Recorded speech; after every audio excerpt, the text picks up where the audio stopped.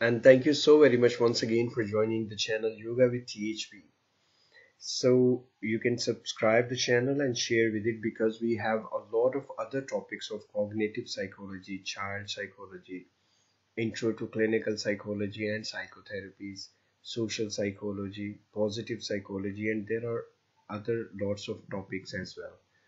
So today we are going to discuss about the thinking in cognitive psychology.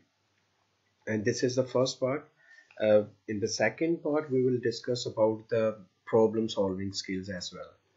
So let's start with the flow.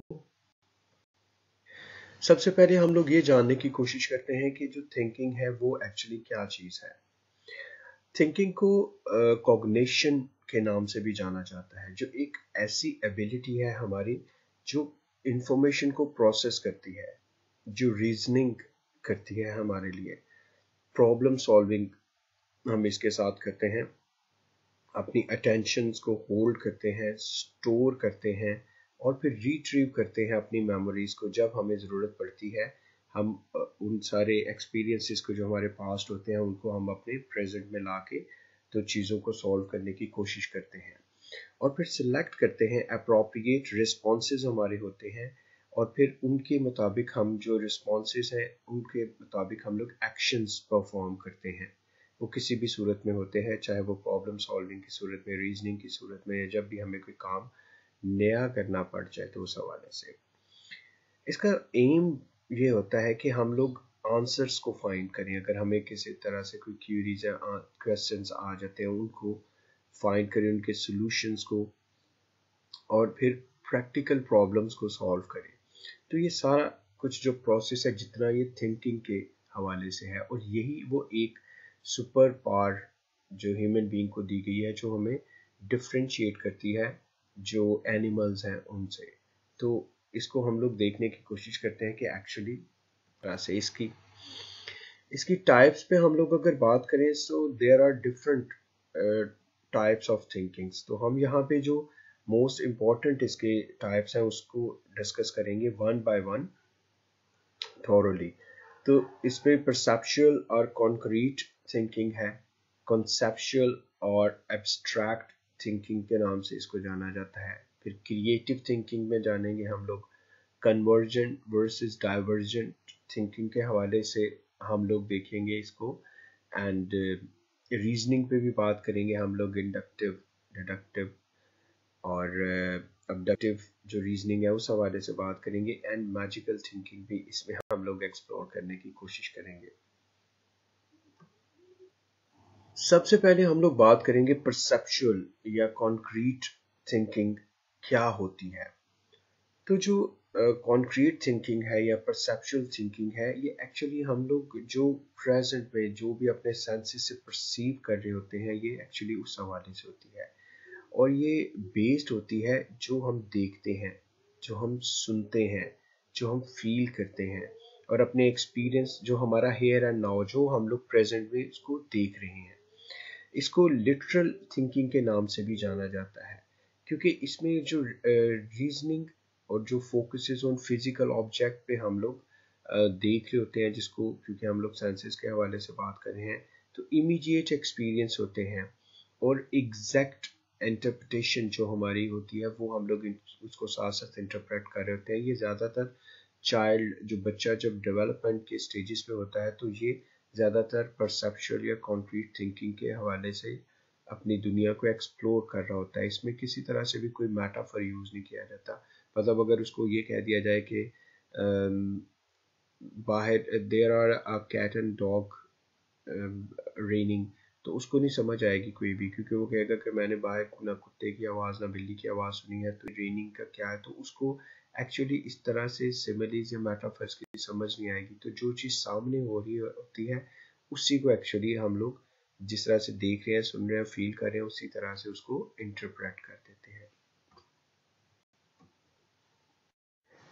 ये वाली जो हमारी thinking है conceptual या abstract thinking, this is the more superior than the previous one we have discussed already. So conceptual thinking में हम लोग जो understand करते हैं, जो हम लोग काम करते हैं, उसको हम लोग कॉन्सेप्चुअली एक्चुअली कर रहे होते हैं।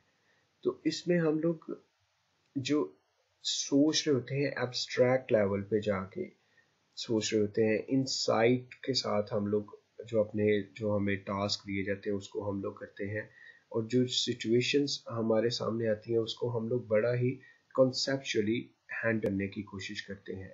तब इसमें हम पूरी तरह से इन्वॉल्व होते हैं जब हम लोग सोच रहे होते हैं, पूरा कॉन्सेप्चुअली पहले समझते हैं, फिर उसके बाद उसके जो प्रॉब्लम सोल्यूशन की तरफ हम लोग निकल के आते हैं, ताकि जो टास्क हमें दिया जा रहा है उसको पूरी तरह से परफॉर्म किया जाए।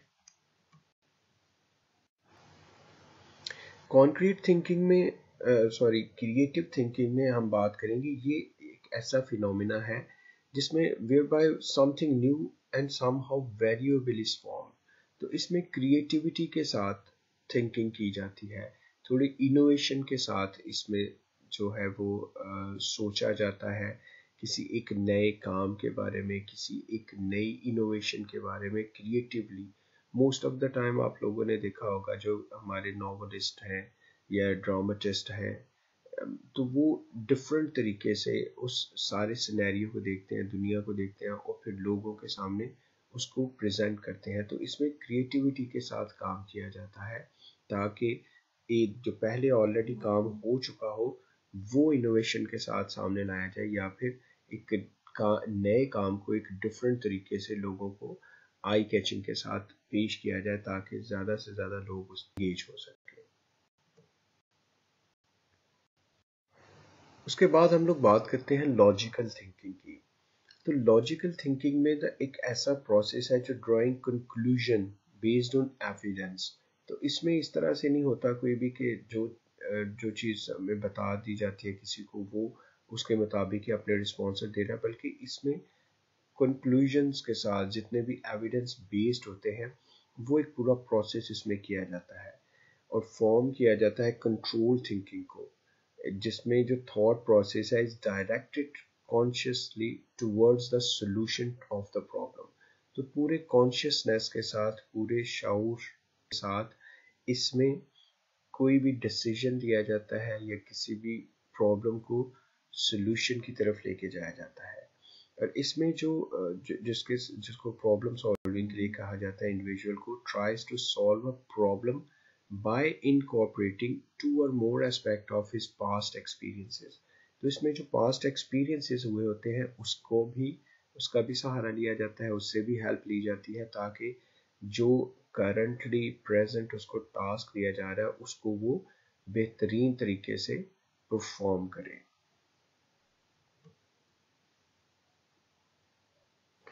अब हम लोग कन्वर्जेंट थिंकिंग और डाइवर्जेंट थिंकिंग, ये दो तरह की थिंकिंग है, इसको समझने की कोशिश करते हैं, क्योंकि this is also a very important part of our thinking. तो कन्वर्जेंट थिंकिंग में क्या है कि एक ऐसा प्रोसेस है जिसमें figure out a concrete solution to any problem is called convergent thinking.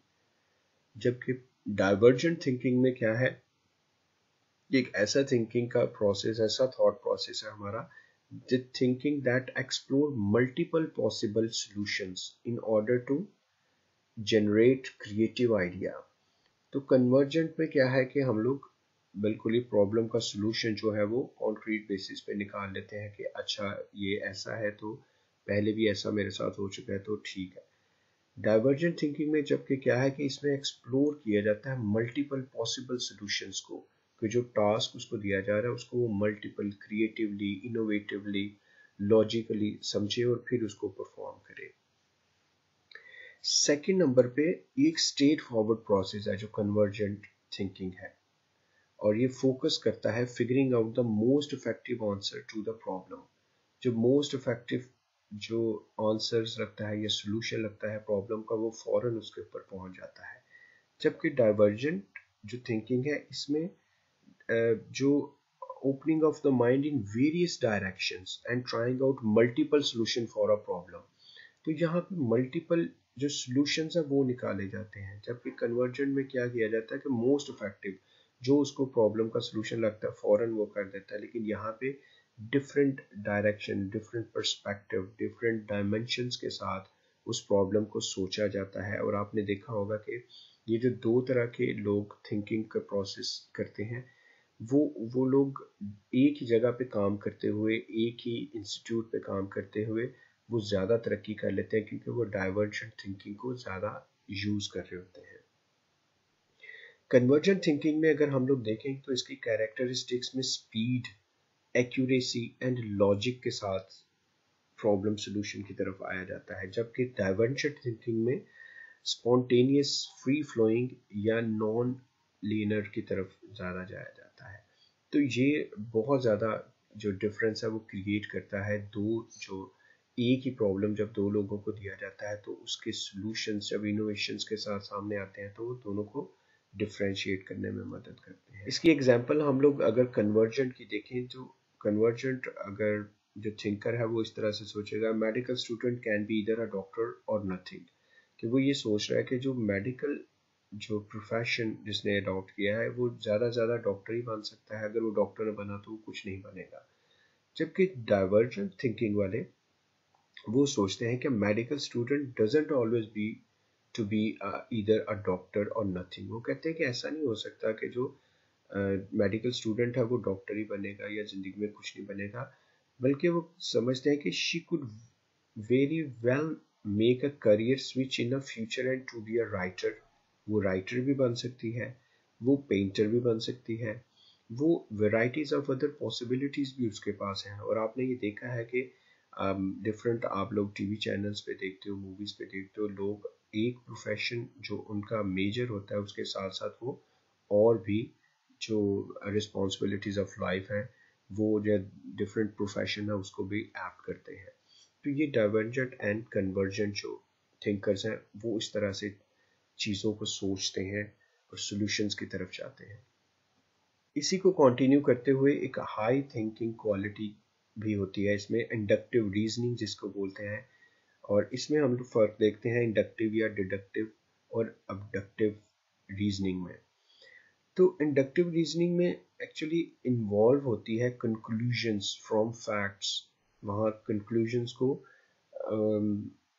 Draw किया जाता है यूज लॉजिक को यूज करते हुए। और इस तरह के कंक्लूजन्स जो जब कंक्लूड किए जाते हैं तो उसके साथ एक लॉजिक होता है। मिसाल के तौर पे कि if someone we know to have good literary taste recommends a book.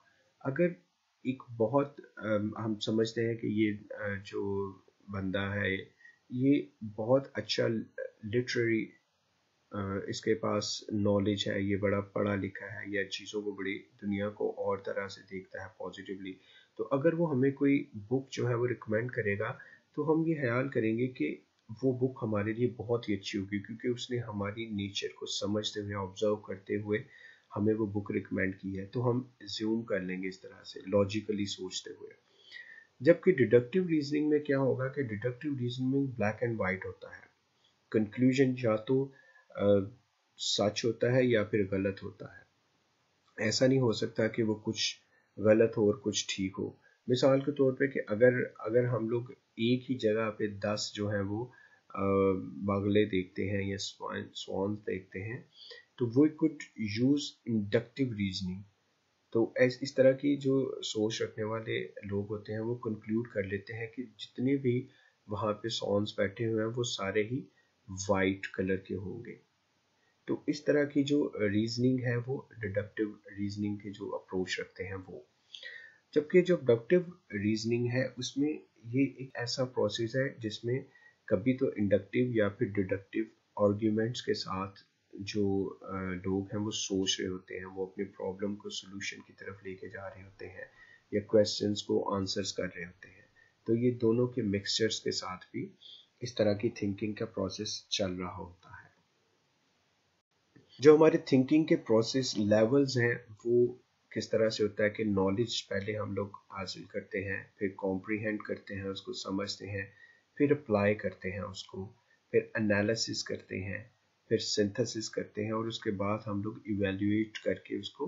और फिर ये हर इंसान का डिफरेंट, जिस तरह से जितने हम लोगों ने टाइप्स ऑफ थिंकिंग पढ़ी हैं वो उस तरह से या जिस तरह से रीजनिंग हम लोग कर रहे होते हैं ये उसी तरह से इसको लेके चल रहे होते हैं और अपने प्रॉब्लम के सॉल्यूशंस या फिर क्वेश्चंस को आंसर्स की तरफ लेके चल रहे होते हैं। इसके लिए डिफरेंट जो थिंकिंग प्रोसेस डेवलपमेंट के हवाले से जो साइकोलॉजिस्ट ने काम किया, जिसमें पियाजे की थ्योरी बड़ी इंपॉर्टेंट है और सोलवेन के concept of mode of thinking, these are very important.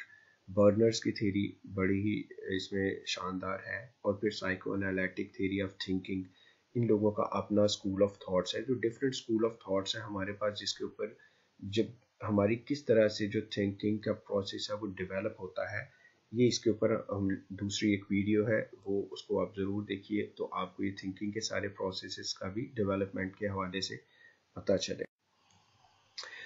So with this, thank you so very much once again. I hope कि आपको ये थिंकिंग का जो कॉन्सेप्ट है वो क्लियर हो चुका होगा।